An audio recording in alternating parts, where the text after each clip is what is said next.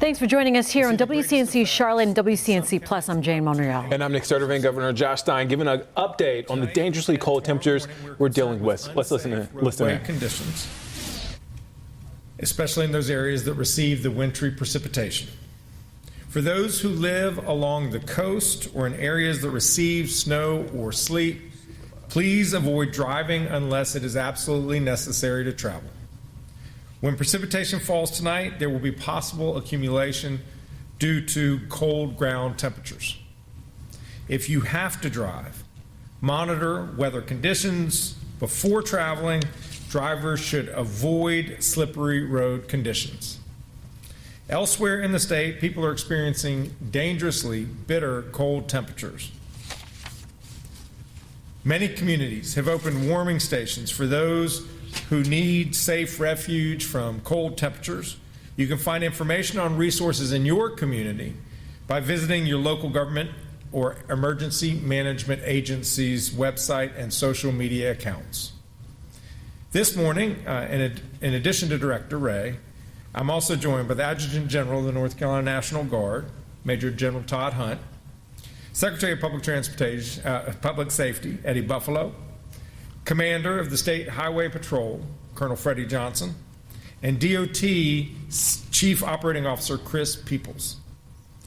At this point, I'll turn it over to Emergency Management Director Will Ray to provide some updates on the weather forecast. Thank you, Governor. Good afternoon, everyone. As we move into tonight, portions of central and eastern North Carolina may experience winter precipitation in the form of sleet and snow, and the entire state, as the governor said, will experience bitterly cold conditions. A winter storm warning is in effect starting today at 5 p.m. for the entire North Carolina coastline and inland counties in far eastern North Carolina. The current forecast places the greatest snowfall totals across the Outer Banks and northeastern coastal counties, Carteret, southern Craven, Pamlico, Terrell, and Hyde counties, where 6 to 8 inches of snowfall is possible. A winter weather advisory is also in effect for counties in eastern North Carolina and into much of central North Carolina beginning at 4 p.m. today, where 1 to 3 inches of snowfall is possible, particularly in our eastern counties. A cold weather advisory remains in effect for the entire state tonight through midday tomorrow. Wind chill values as low as 14 below zero will be possible across the mountains, and single digits down to 0 degrees are possible across the state tonight into tomorrow. In both Ashe and Watauga counties, an extreme cold warning remains in effect tonight and into tomorrow, where wind chill values as low as 15 below zero are possible. We've been monitoring the weather system and possible impacts late last week and through this weekend. And while we could continue to see some changes in forecast track and impacts, we activated portions of the State Emergency Response Team to ensure that we are postured to support our local communities and our state partners. The State Emergency Operations Center in Raleigh and our Regional Coordination Center East activated this morning, and we have proactively deployed components of the North Carolina National Guard into the eastern part of the state to support any local emergency services and public safety needs. These include multiple all hazards response teams with 4x4 capability, staged for deployment, as well as 2 hotspot teams to support the Department of Transportation with road clearance, same as we do in the West. State and local emergency management personnel will remain in close coordination to ensure all resources are available and ready to respond for needs that may arise. There are currently 25 local emergency operations centers that are either at monitoring or open to manage the potential winter weather situation. 17 school systems and the Cherokee Tribal Schools are closed today, with 6 delayed starts being reported due to the cold temperatures this morning. An additional 7 school systems have implemented their remote learning protocols, and 8 school systems in eastern North Carolina are releasing early today. In areas that receive sleet and snowfall, accumulation is likely due to the cold ground temperatures, and we should expect slick roadway conditions. If you do not need to be on the road, please stay home for your safety and for the safety of our first responders and DOT personnel that may be out. If you have questions about roadway conditions, as always, please visit drivenc.gov. North Carolina continues to experience some of the coldest temperatures in quite some time, and I would like to remind all North Carolinians of a few key points this week. First is that extremely cold temperatures, like what we are experiencing, can be very dangerous. Please make sure that you and your family are prepared. And as we move through the week, please make sure you're dressing in layers, covering exposed skin, limiting time outdoors, specifically taking care of pets and other animals, and conserving energy where you can. You can find more about how to ensure that your family is ready for cold temperatures and winter weather by visiting readync.gov. Second is that ice may also form on ponds, creeks, and rivers with temperatures like we're experiencing. In North Carolina, the ice is never safe for anyone or pets to walk on. While it is a rare sight here, please enjoy it from the safety of the shore. Finally, for those in western North Carolina continuing to recover from the devastation of Tropical Storm Helen, if you need resources, assistance with housing, or help navigating the recovery process, please call the North Carolina Disaster Case Management Program at 1-844-746-2361 or visit ncdps.gov/Helene. The North Carolina Disaster Case Management Program was established to guide survivors through the recovery process, to assist with making a recovery plan to fit those individual needs, and to find resources to assist each survivor. As a reminder, you do not have to apply for FEMA assistance to receive assistance through this state program. Thank you, Governor. I also want to thank the DOT crews who've been preparing for this storm and have begun pre-treating roads focusing on eastern North Carolina. During winter weather, just like any severe weather situation in our state, the number one priority for all of us is to keep people safe. Make sure that you have everything you need in advance of the winter weather. Check on your loved ones and anyone you know who may be especially vulnerable. As you just heard from Director Ray, we recommend the following actions as we navigate this winter weather event. Pay close attention to your local weather forecast and be prepared for whatever is expected in your area. Keep cell phones, mobile devices, spare batteries charged in case of power outages, and enable emergency alerts on your telephone so that you can hear from local emergency management agencies and the National Weather Service. Keep cabinet doors open, located under sinks, and let your faucets drip to prevent the pipes from freezing. In snowy and icy areas, please avoid traveling. The roads are the most dangerous place to be in a winter storm like this. If you have to be on the road, make sure that you have an emergency kit in your vehicle, including food, an ice scraper, jumper cables, a flashlight, extra clothing, blankets, water, and a first aid kit. Thank you, and at this point, we're happy to take any questions you have.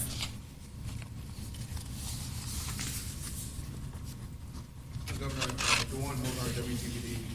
If you could take a look at previous storms, what have we learned from those previous storms that you've been able to apply to the response today? These folks are always on their front toes. So they anticipated this storm last week and began their preparations. The Department of Transportation has been brining the roads to make it harder for the ice to stick to the roads. Highway Patrol has all of their folks out making sure that they're tagging cars and getting them towed so that we're not worrying about these stray cars on the side of the road and do they have a person in them or not. The National Guard has put advance troops in eastern North Carolina and Kinston so that if there are needs for them to go out and rescue folks, they're on the ground ready to do it. So one unfortunate reality of living in North Carolina is we have a lot of bad weather. And when we have that weather, it gives us the experience to know what we need to do in anticipation of a storm. These things happened last week when we had the other winter weather event, and to my knowledge, no one died on the roads because of the storm. And can you speak to what's being forecast to the eastern part of the state? Normally it would be the other way around, where we expect folks on the west to get more snow. Now it's different this time around? Yeah, Director A can follow up, but the line is between Route 1 and 95. You've been listening to a live press conference there with North Carolina Governor Josh Stein as the emergency management crews get the state ready for what is to be dangerously cold temperatures and snowy conditions, especially in eastern North Carolina. Yeah, as you heard the governor there and emergency management, they've been pre-treating roads ahead of this storm. And although, Charlotte area not going to see a bulk of that snow, mostly eastern North Carolina and below us. Even in South Carolina, it's still going to be dangerously cold outside. Absolutely. Yeah. And we know we have already had a number of changes when it comes to schools. Many school districts in our area have canceled after-school activities. And you can head to our website, WCNC.com, for a list of all of those closures and reschedules. All right, now we do want to get a check of the WCNC weather impact forecast with Chief Meteorologist Brad Panovich, and he was talking about, Brad, how these temperatures are going to be with us for the next few days. Yeah, really cold temperatures, and that's really the story, because the cold air, not only is it causing dangerous conditions for just the cold temperatures, the hypothermia, exposure, but it's also going to cause issues on the roads, even with light amount of snow. Can't emphasize this enough. We do not need a bunch of snow to cause issues on the roads. A half an inch or less would be very problematic for areas. That's why we're under the winter weather advisory for our area. You see the winter storm warnings basically south and east of I-20 and I-95. That's where the bulk of this winter storm is going to happen. Kind of a weird setup. I don't normally say, if you're the further south and east you go, the more snow you're going to get, but that's the case with this setup. This is the real story for everybody, though. Extreme cold warnings, and we've got cold weather advisories. This is basically for temperatures that will be in the single digits, if not below zero, from a wind chill standpoint or an air temperature standpoint. And we'll have a little bit of both over the next couple of days. We have not gotten above freezing today. I don't anticipate us doing that at all. We're going to stay below freezing probably most of tomorrow.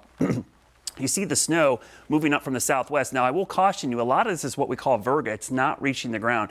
If you've been outside at all today, you know it's frigid, but inside your house, you're probably noticing how dry it is. The dew points are in the single digits to below zero. That's incredibly dry air. So the radar is picking the snow up in the cloud, but once it gets down below the cloud, it's evaporating. And now snow doesn't technically evaporate because it's a solid. It's called sublimation. It goes right from a solid back to a gas. Now the areas we are seeing some snow right in here, southeast of Charlotte. So Chesterfield, Lancaster, Anson, Richmond counties. That's where I expect we actually will get some accumulations. Further north and west might just be flurries. So this is that rare time I'm going to tell you, if you live south and east of I-85, that's where we're going to see the snow. North and west, not as much. Now, we are seeing snow reports coming out of the Midlands of South Carolina, Augusta, Georgia. But as you get up towards Interstate 85, very few reports of snow actually coming in. Temperatures, as I mentioned, we're in the teens and single digits in the mountains. Only mid to upper 20s right now. It's brutally cold out there. We are not going to see temperatures get above freezing, and the air is bone dry. This is part of the reason a lot of the snow is evaporating. When dew points, what's the last time you've seen a dew point below zero? That is Arctic dryness out there. So it's going to take a while. You see dew points out east a little bit higher. We're going to have to moisten up the low levels of the atmosphere before these flakes make it down to the surface. So some of the snow will go into evaporating that dry layer, but eventually we will see the snow reach the ground, and that will actually keep the temperatures chilly as well. So let's go hour by hour with our future cast. You see the band of snow. This is the area we'll watch by 4 or 5 o'clock. Roads could get slick very quickly. So a lot of school systems canceling their after-school activities, because literally after 5 o'clock, that's when I would expect we'll see the best chance of snow in some of these communities, but also the highest risk of the roads icing up. Now again, the roads are pre-treated. They should be good in most cases, but because the ground temperature is so cold and this is a light, fluffy snow, this is not going to melt very easily or go anywhere. It's going to stick right to the road surface and cause issues. Now, even the snow that falls, it's done pretty much by 11 o'clock. And as we go into the overnight hours, skies will clear out, but the temperature will fall. Look at this, single digits, teens in the mountains, even here into the Piedmont. And again, this whole time, we're not getting above freezing, even through the middle of tomorrow afternoon. So we could go 48, 50, 60 hours below freezing. I don't think we're going to get back above freezing until sometime on Thursday afternoon. So how much snow are we talking about? You heard those totals, 2 to 4 inches near the coast, but there are some indications the Outer Banks could be up around 5 or 6. Widespread 2 to 4 and 1 to 2 south and east of those locations. Now, if you're in near Interstate 85 and just a little bit north, you could see some flurries, but that's where we could see a trace to an inch. And again, it doesn't seem like a lot of snow, but it's not going to take much with the cold road temperatures. We've seen really bad conditions on roads with a half an inch of snow, especially when the ground is this cold and the air is this cold. So here's the timing of everything.